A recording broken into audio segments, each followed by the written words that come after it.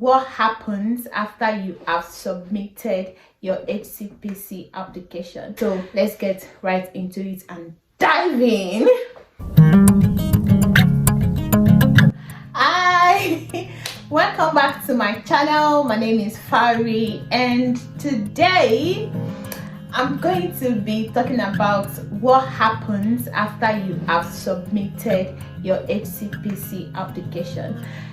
To me, I feel that you should actually have this information even before you submit, so that you know what to expect. Where is your application going? What exactly are they going to be doing with it?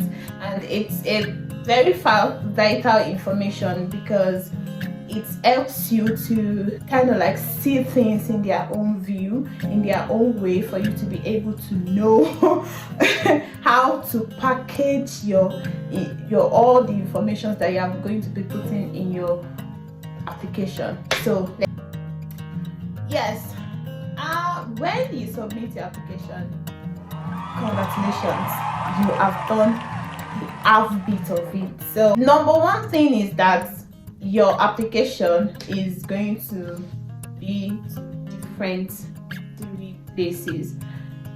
This is how I've been able to come up with it, because it's been stated there that you have 2 assessors. You have the education that are going to be assessing your course form, and then you have the training assessor that are going to be checking your work experience, any training that you've had, any internship, anything that is outside of classroom that you have done relating to your profession. Those are the ones that are going to be assessing it. And then there's the scrutiny department, who are going to scrutinize your information and know that you have given them the accurate information. So the easy one, which sometimes can be complicated if you don't do it rightly, is the scrutiny part. They are the one that check everything about address, name, phone number, emails, and all everything that has to do with personal details. So now you filled in your personal details, your name, your address.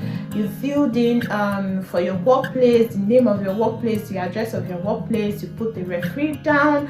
You filled for your school, the name of your school, the address of your school. All of those informations are going to be checked by the scrutiny department.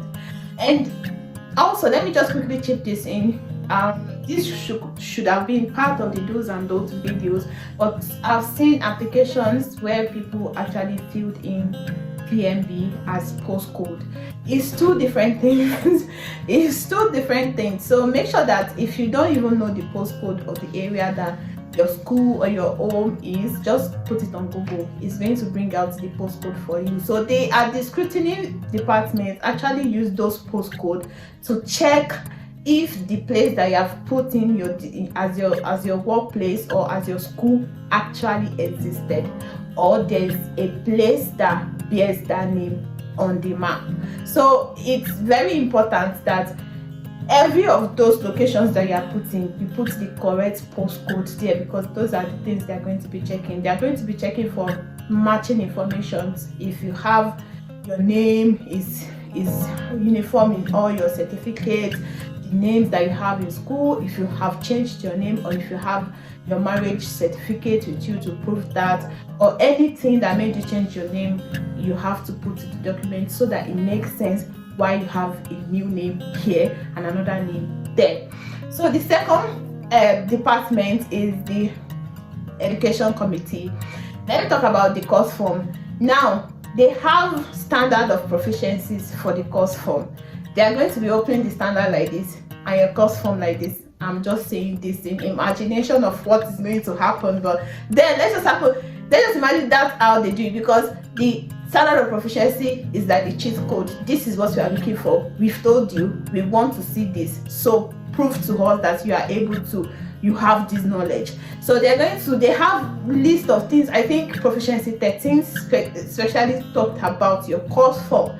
So you have to have every of those things that is peculiar to your profession. Like for dietitians, you must have studied pharmacology, epidemiology, leadership, quality assurance, translating your knowledge in class to being an autonomous practitioner. Every of those things is what they'll be going to be checking in your course form.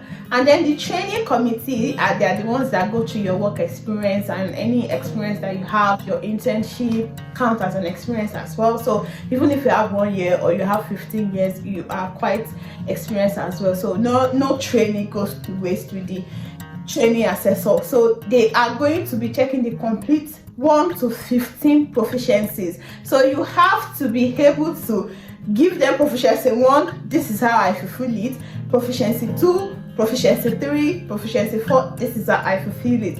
I'm still going to make a video on how to fill your work experience and how to fill your course form, maybe. But at least for work experience, I've gotten that question a lot. How can I fill my work experience? How did you do it? How were you able to fill up the work experience part according to the standard of proficiency? I know it can be a blog as at that point, but I'm going to be able to help you dissect it. And you can also join the Telegram group. I've done quite a number of field trainings on that, and it's available for you to access that information any single time. So moving on to the outcome, those are the places that your application is going to go through. So the scrutiny department, they will send the mail to all your referees, and once they reply, so they wait for reply from the training assessor and also the education assessor, which they call together as education and training committee. So they are going to make recommendation to the Hcpc. Until next time, I remain Fari. Yeah, bye.